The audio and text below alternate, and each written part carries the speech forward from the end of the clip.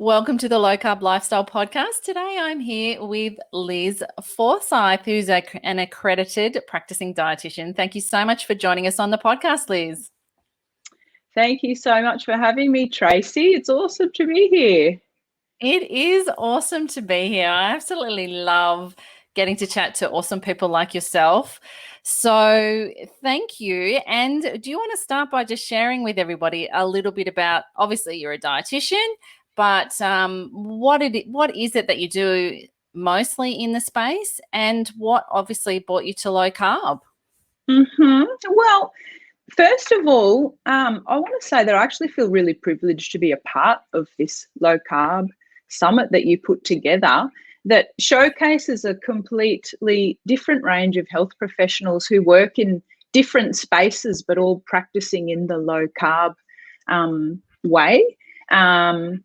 For myself, my clients are mostly weight related, and the medical conditions that go hand in hand with weight issues. That's how I use the low carb approach mostly with my clients. I wouldn't tend to see children, for example, who use a ketogenic diet, and I don't tend to work with athletes who want that specific fat adaptation and use low carb in that approach. My client group is very much the ones who are focused on using low carb for weight control. And in particular, the ones who have struggled with that aspect of dieting in the past. I've been working as a dietitian for 21 years now, and I started, a long time. But you look 21. What's going on? Audio and visual can do a lot on the computer screen. No, when I first started, I graduated from university. Look, I was probably a bit of a black sheep to begin with, in the sense that I always wanted to do private practice. Back then, it was very much, that you did dietetics to be a hospital dietitian, and that was never really something that I wanted to do, because I just knew that I wanted to work with clients. And look, I remember distinctly sitting in some lectures where, in one lecture we're learning about the pathophysiology of diabetes and, lipogenesis and how the body makes fat and stores fat and how it breaks down glucose. And then toddling off to another lecture where we would learn about prescribing high carb diets for diabetes, and how if you had a type 1 on insulin, you would prescribe, 45 grams of carbs typically at breakfast, lunch and dinner, and then 30 grams in between. It was very prescriptive like that. And I just remember just thinking, what is wrong with me? I can't make sense of this, and then once I started working, I actually realized that as a dietitian, it's not a very rewarding job when you practice the healthy eating guidelines, and most of the time you feel like you're banging your head on a wall because you don't get significant results with clients practicing in that way. This was me 20 years ago, just going, oh, well, I guess I'm making a difference, but I never really saw it, to be honest. Then I started working in I worked in a hospital as well, but after about 4 years, I started working in a weight management clinic, and we worked solely with VLCDs, very low calorie diets, which were ketogenic and using exclusively shakes with really good effect. And I would see clients who struggled with being overweight or having excess weight finally seeing some really good weight loss, really consistent weight loss. You'd see that they'd be encouraged and inspired to keep going, and it would actually make a difference. But this was doing shakes, and obviously that approach doesn't suit everybody either, and you can only do that for a certain amount of time, right? And I would also notice that at the end of that period where they did the ketogenic, very low calorie diet, a lot of them would either when you weaned them back onto a general healthy diet that was calorie controlled and contained the 5 food groups, they would stop losing weight, which is obviously quite discouraging, and it just keeps that whole dieting cycle going round and round. And I guess I've always been interested in, I've been a sporty person my whole life. I've always been interested in sports nutrition and metabolism around that. I've always been interested in weight management, even back when, I remember being told by someone in my university cohort that it was a very Mickey Mouse thing to practice in, because it's just diabetes, weight loss, hypertension, you don't see, it's not very complex. But, I actually think that maybe on the surface, and if you're not seeing any results, then it may seem that way, but it is actually a very complex area, obviously, because there's a lot of things to factor in. There's the biochemical perspective around why someone's cholesterol and blood pressure is high. There's the genetic component. There's the individual aspects around the client that you need to address, like what's the best way to counsel this client? Where are they in their stage of life and what they've tried and their dieting history and all of that. So I think weight management is a very complex area. So in my 20s, I admit I was very weight focused, more from an aesthetic perspective, partly because I also have an identical twin sister and I never liked being compared. Never wanted to be the larger twin. Wow. So I'll admit that that was probably primarily where, my interest in like looking at that came from, to be honest. And then in my 30s, I struggled with getting baby weight off. I had 2 little kids at home, and I know my own body has, and that of my twin sister, like she would say the same, that we just don't respond well to a high carb diet, like sweet cravings, energy levels, managing body weight, all of that. It's just improved on a lower carb type of diet. So I struggled with getting weight off, and I remember being up one night when the kids were asleep, and I was looking on the internet for answers and ideas for myself. And, like being a dietitian, and my husband was in my ear going, "But you're a dietitian, you should know how to do it." So I wrote myself a calorie-controlled, low-fat diet, and I couldn't stick to it because I kept getting food cravings and late-night sugar cravings, and that makes you feel like even more of a failure, doesn't it? And especially being a dietitian. So obviously there's something in there that felt, flawed to me. And it wasn't until I found a book called, and it's still on my shelf somewhere, called The Belly Fat Cure. And I thought, I'll read that.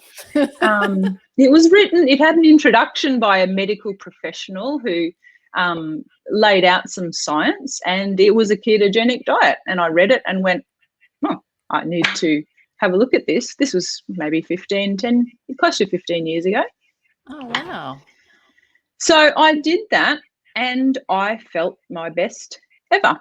And I did it out of desperation because I had all my university lecturers going around in my head and in my ear and thinking, this is dangerous. We shouldn't do this. It's not balanced or whatever. But I did it because I was desperate to actually start seeing some results. I felt so awful about myself, and I knew that my body was not in a place where I felt comfortable. And instantly I started seeing results, and I felt my best ever. So that's my first, that was my first introduction to low carb. And then I guess I started looking at evidence and research around it since then.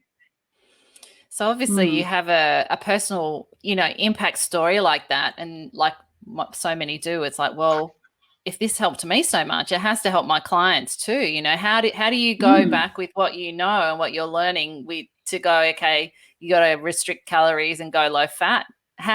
What what sort of Yeah, happened there? exactly.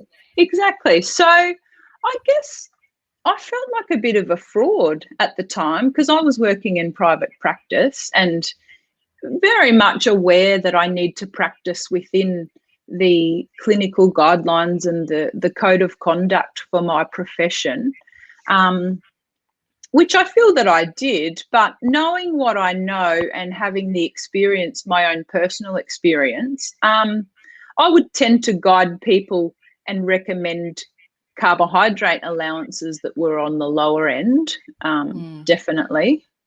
And I would still kind of combine that with some calorie control, and get pretty good results. I had clients who definitely saw results because we'd look at other aspects like portion control and a lot of the other stuff like identifying their eating triggers and recognizing hunger and all that kind of thing as well.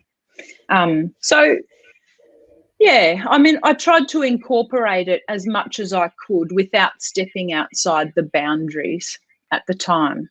And I think around that time there was a dietitian who was deregistered for making low carb recommendations. And when you're practitioner, especially the ones who are straight out of university, that kind of thing does sit in the back of your mind.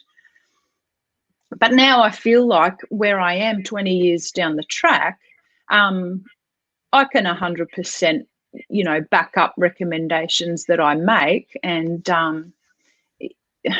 yeah, I guess I have confidence in my clinical experience and in my knowledge of the scientific literature to be able to justify my recommendations for the patients who I see and incidentally see really good results with now. Can imagine. I mean, did you find at the time, so looking back, I suppose in that sort of 15 years ago when you were really, trying to find those boundaries, those magical boundaries that you shouldn't step out, did you find that your colleagues, like did you talk to any other dietitians?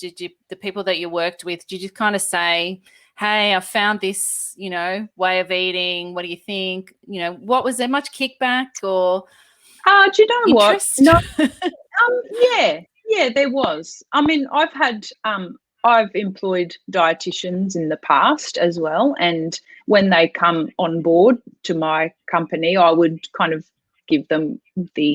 train them up in my approach and the way that I would do things. And do you know what? A lot of the dietitians who I've had work for me have gone, yeah, that makes sense. I'm all good with that. However, it wasn't until probably the last 3 years where I just decided, do you know what? I'm going to really take this on board and really dive in and, do the full low carb, higher fat approach rather than this kind of hybrid Australian Guide to Healthy Eating, lower carb, low fat, which how do you do that? I don't know. Yeah. So yeah, 3 years ago I decided, no, I'm just going to be unashamedly low carb focused. And the dietitians that I have even working with me now are 100% on board with that, which is great. And I do think there are a lot more dietitians who can understand the benefits in practicing a lower carb approach. It's interesting, isn't it? Because even in my coaching sort of work, I've come in and out of thinking, do I call myself a low carb coach or do I just say I'm a health coach? And, I know you just hearing your story, and I've spoken to other dietitians and nutritionists the same. It's like, do we label, and that I think, it is a very personal decision to do, to do that. And I think that's fantastic, though, because I think it does, especially because people are finding out more and more and more about the benefits of low carb. And I think for me now, I wouldn't approach a dietitian who I didn't know was actually had knowledge and practice low carb. So I think that's it just gives people clarity too. Yeah. Well, really, I just see that it's a tool, like the knowledge of the lower carb, higher fat approach is really a clinical tool that a dietitian needs. And I'm not saying that everyone needs to have a low carb diet either, because someone in their 20s who has that sort of metabolic flexibility, perhaps they don't specifically require a lower carb diet. They've got no health implications. They're happy with, having a lower fat whole grain diet as per the recommendations. But those typically aren't my clients either. I work with the clients who have the metabolic dysfunction and who have tried many diets before and have got to a point in their life where they're really dissatisfied with their weight, or the doctors referred them for conditions like high cholesterol, diabetes, blood pressure, and the underlying problem is their weight, which needs to be addressed. And further still, it's the metabolic syndrome or high insulin levels that's driving it all. So those are the clients that I work with the most. So following on from that then, so those clients, any client that comes to you, whether they're referred to you or not, what are some of the common beliefs that they will come to you in terms of what they might need about diet? Because I think we've all got them. Yeah. What are some of the big ones that you see in the clients that you have? I mean, obviously there's a very strong dieting culture, and we are all geared towards either calorie controlling or depriving and restricting. Some people think that they need, they don't understand what an appointment involves, and they just come and say, I just want a meal plan. Can you just do me up a, 14-day meal plan? Obviously I can do that, but they believe that they should be calorie controlling, they should have low fat, and typically, I mean, why wouldn't they think that? Because that's what our guidelines are. If someone has high cholesterol, they typically get referred for a low fat diet or even for weight loss. So to be honest with you, a lot of clients are actually they're actually a bit relieved or happy to hear that there is actually an alternative, because most people have done the calorie control, they've done the low fat, they've done the portion control, they've done the meal plan that they've got to follow specifically, they've done the meal delivery options and either stuck with it and it was hard, or not stuck with it. But a lot of people have got diet fatigue, I think. Yeah. That's my terminology. True. But I think the more diets you do, I think, a lot of my clients are the people who, and I think this is a lot of people actually, they have dieted so much that they get to a point where the doctor refers them, they come reluctantly, they think, oh, I know what you're going to tell me.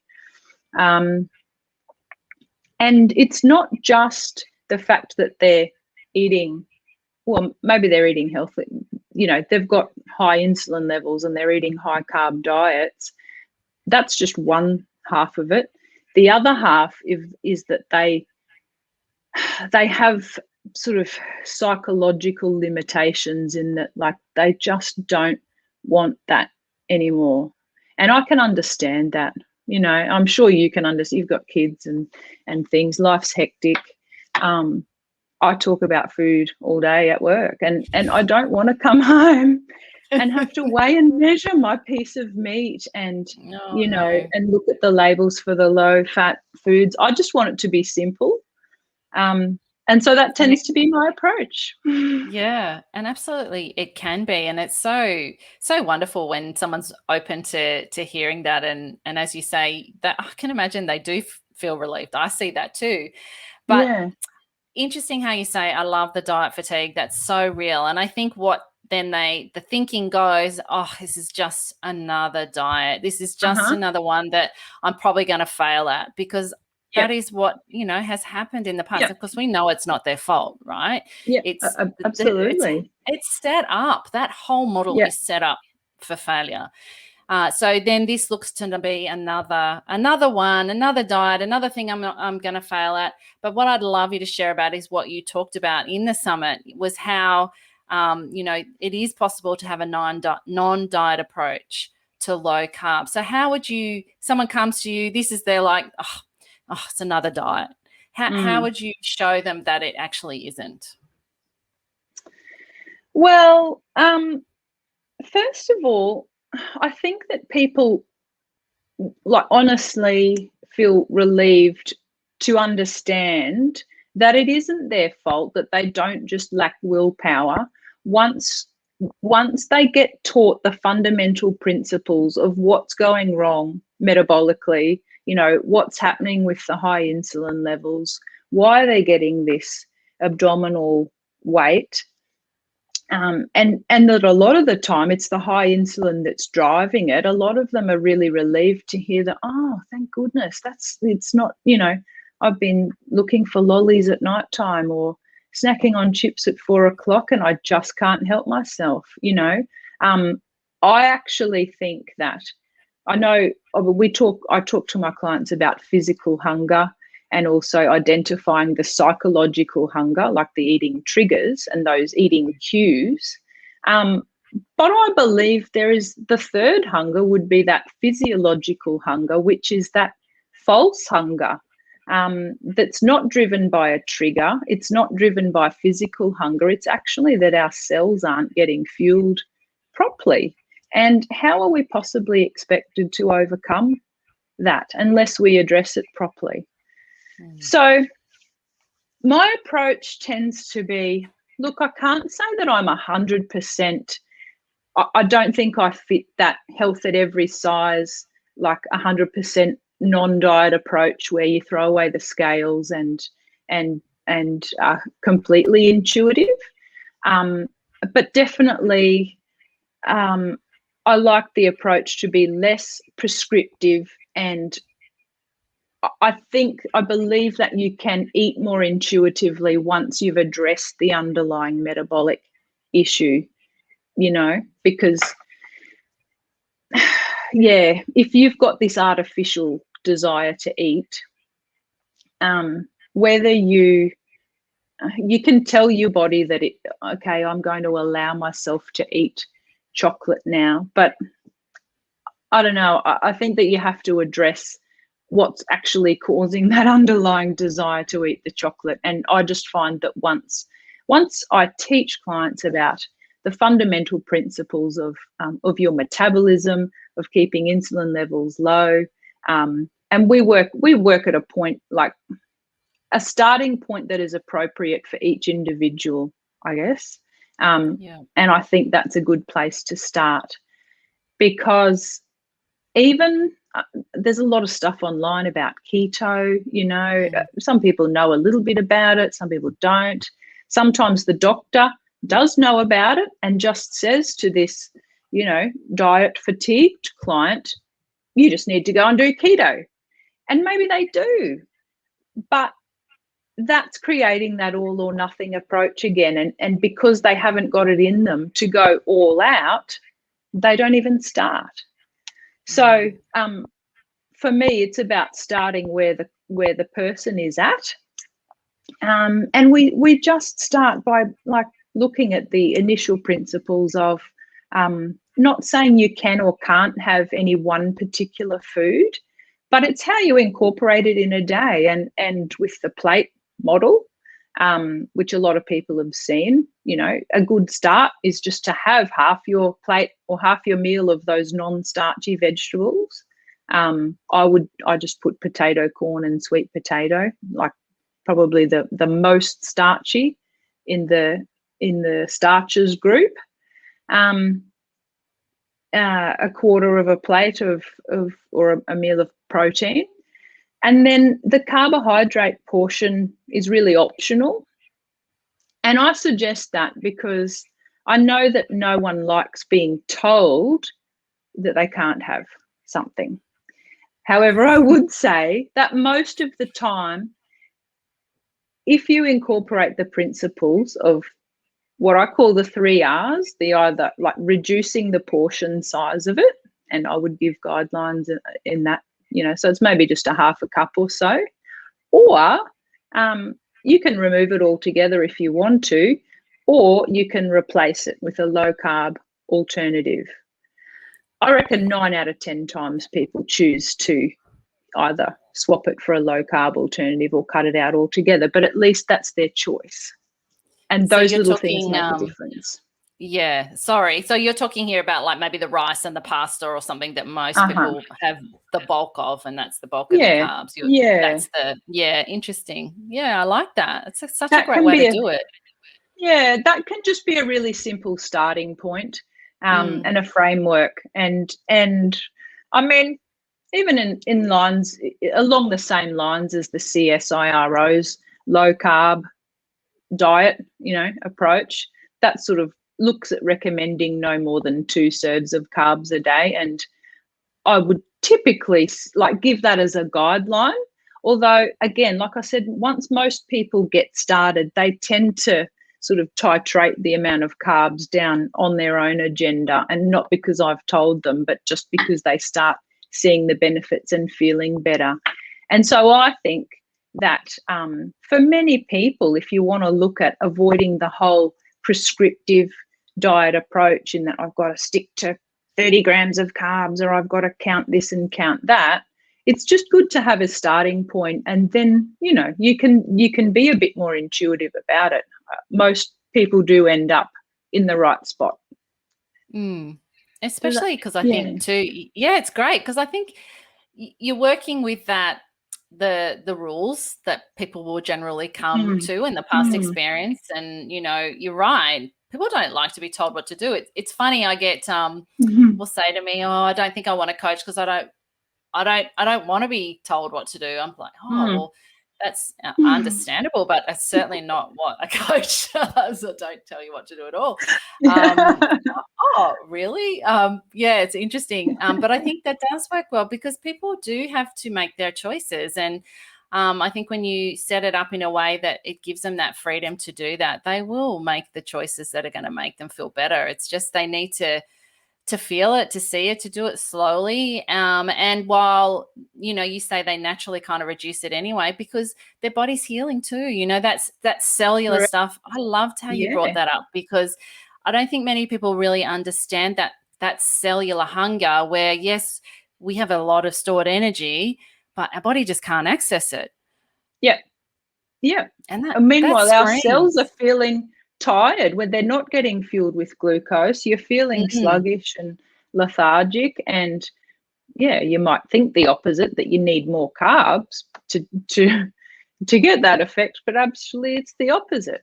Look, I think once most people, if you can explain it in a really simple way that people get, it's easy for them to then start making choices based on that knowledge.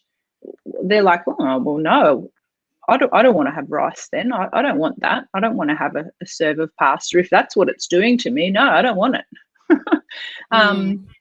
I use a lot of different resources. I really find a powerful one is the teaspoons of sugar diagram from the Public Health Collaboration in the UK. That gets quite jaw-dropping results. I don't know if you use that one, but I've used that because it's a different way of thinking about certain foods. It's so visual, you can't kind of I'll try and find them. I think they're all online. I'll put them below for people to have a look at, but they are definitely very helpful. And I think it's interesting how to the concept of someone coming to you thinking that you're going to tell them what to do, and how when you explain what's going on, I think it's so powerful. There was I was talking to someone the other day, and he was explaining how he's a doctor and he was working in a third world country, and they had been taught that, before they put a cannula in, to wipe it with disinfectant, but they were never taught why.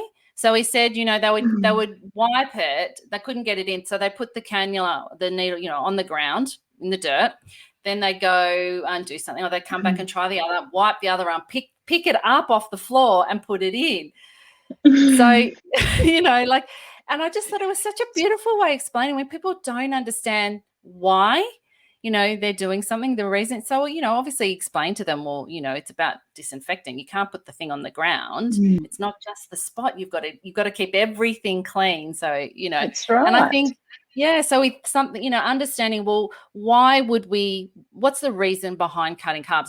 We're not just telling you to do that because we want to do that. There's a reason behind it. And, when people have that knowledge and then start to feel that happening, it's so powerful. Yeah, absolutely.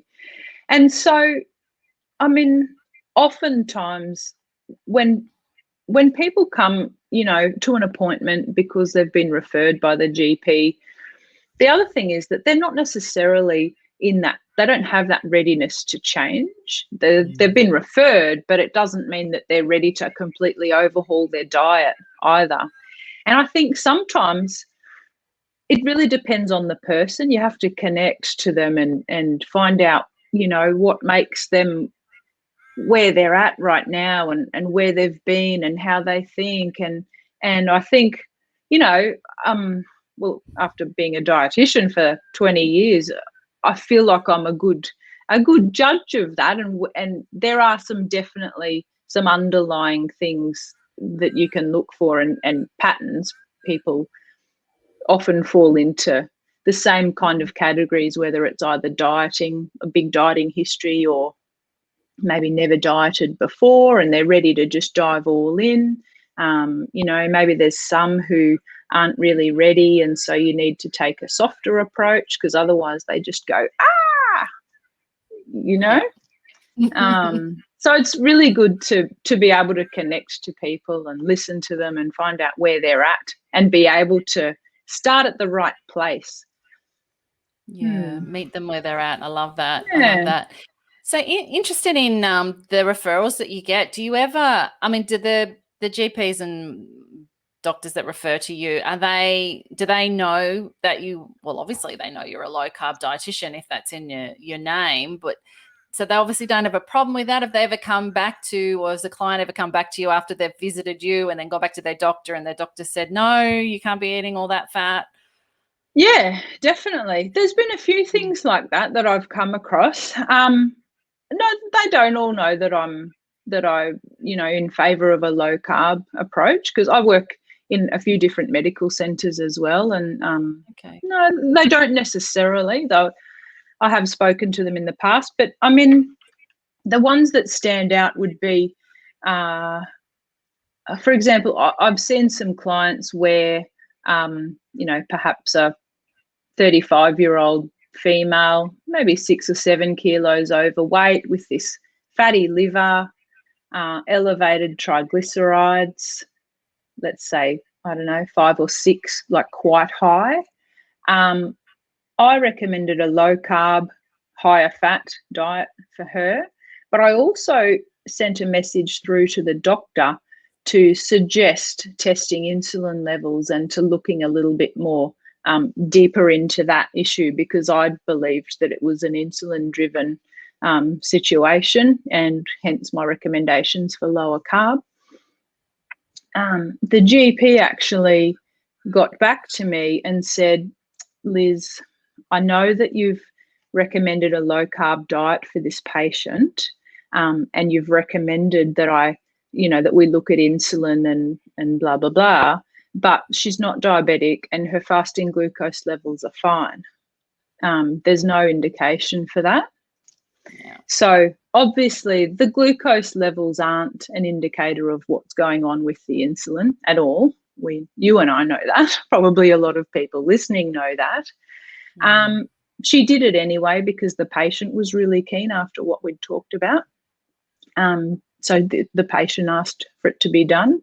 She did a glucose tolerance test with insulin, pretty basic sort of a test. The GP came back and said, Liz, you were right. this is amazing. I've never thought of this before, you know. I gave her a few scientific research papers that she could look at to back it up. And she said, oh, that's really interesting. I'm going to look at that a lot more when I see clients with fatty liver and fasting glucose levels that are normal. And so now, I mean, every patient that comes in the door's got some sort of issues like that. So I'm quite busy. Yeah. Isn't that fantastic? You know, I don't know that, you know, doctors willfully don't want to know this stuff. I think it's just, you know, they don't get taught it, you know. No, well, we didn't get taught it either. I've just come to this point myself, but you can't blame other practitioners for not, you know, they go down a different path and they're very experienced in their specific field too.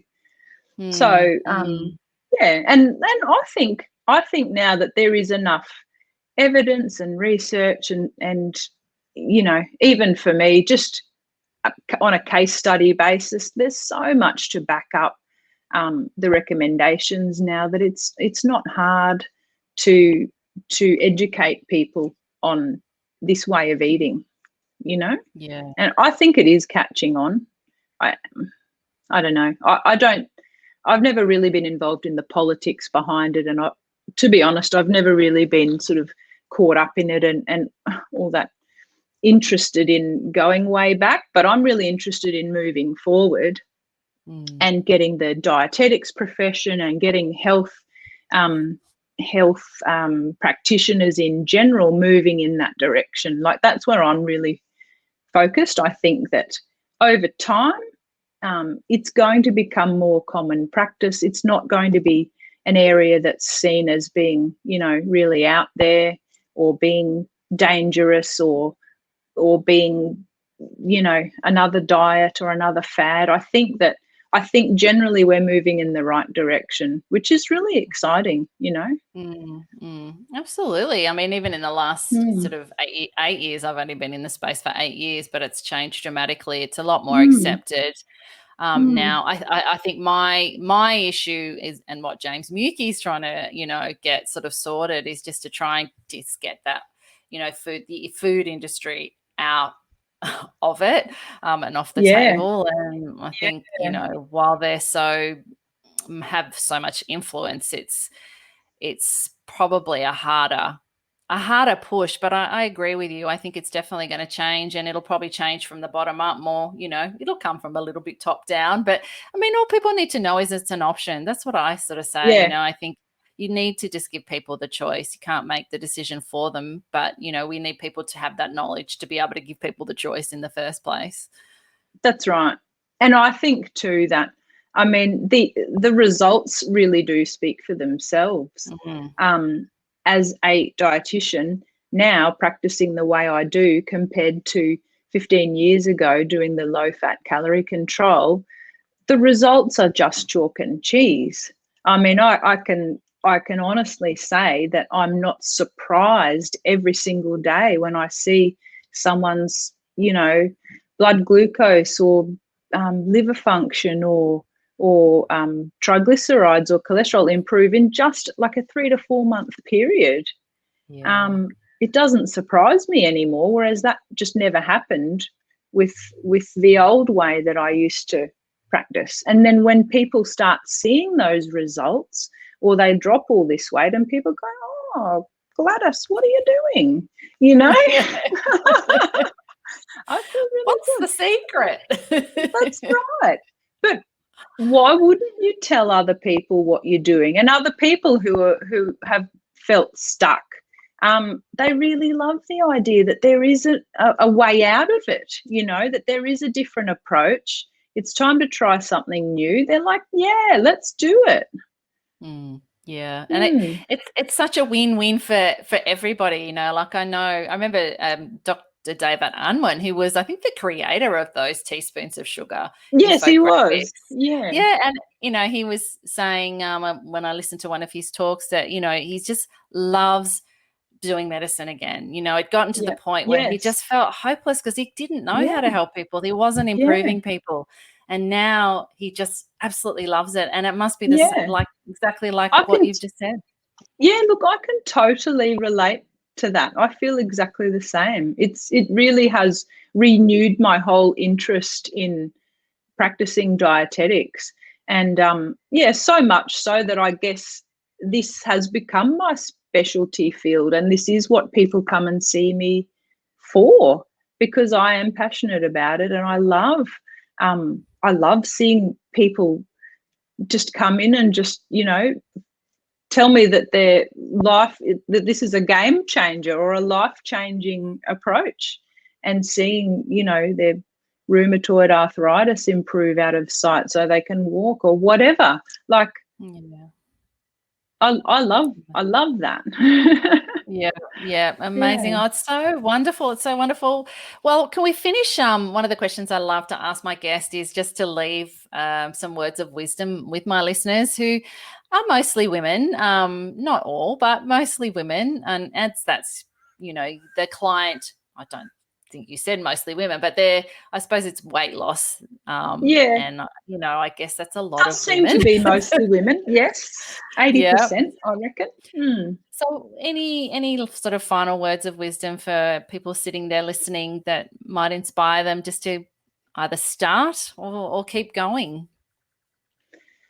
Words of wisdom. Well, look, I think no matter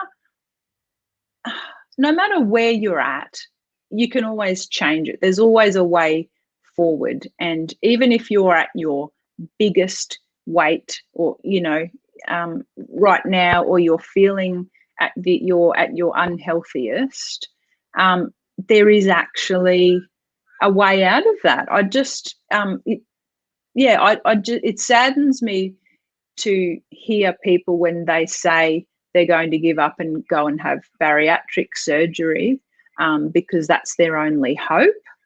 I just want people to know that if they are feeling fed up, or if they're feeling all inflamed and they're not seeing progress, and, you know, they don't know where to start, I would encourage anyone just to start small, start making some small changes.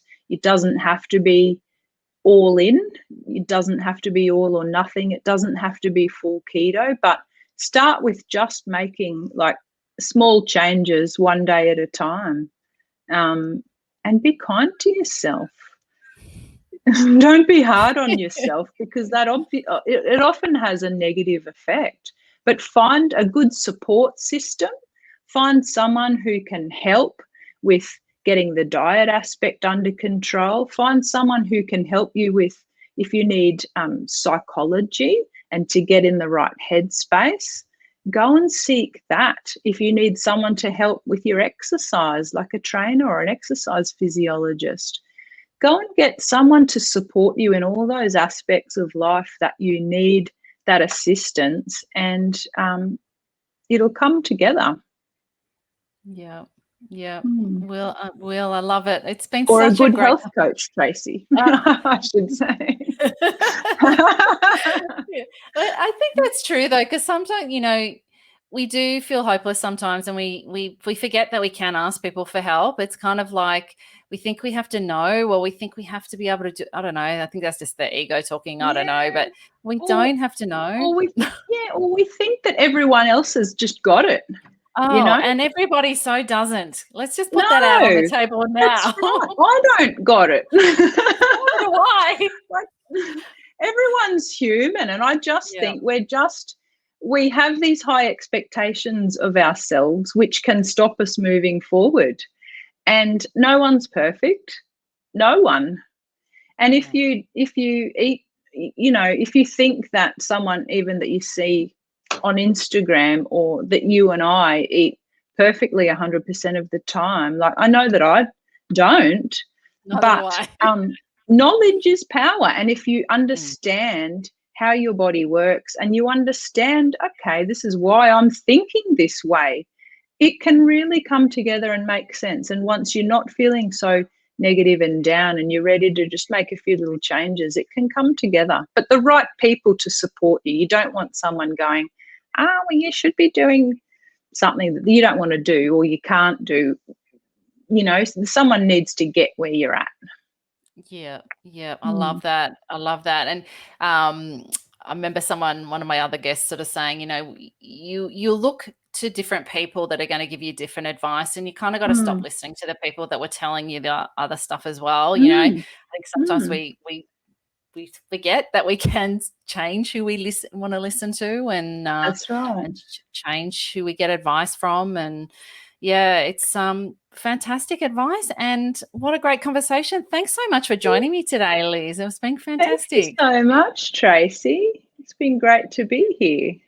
Oh, lovely. Well, I've got all your contact details in the show notes below. So if you'd want to Per- get in touch with Liz, please reach out. Do you do Zoom consults, Liz, or just I do. local? You do No, I Zoom. do Zoom as well. Yep. Beautiful. So In person anywhere. and online. From anywhere. Yep. Yep. Yep. Beautiful. Well, thanks so much, Liz. Thanks for your time too, Tracy. You're welcome.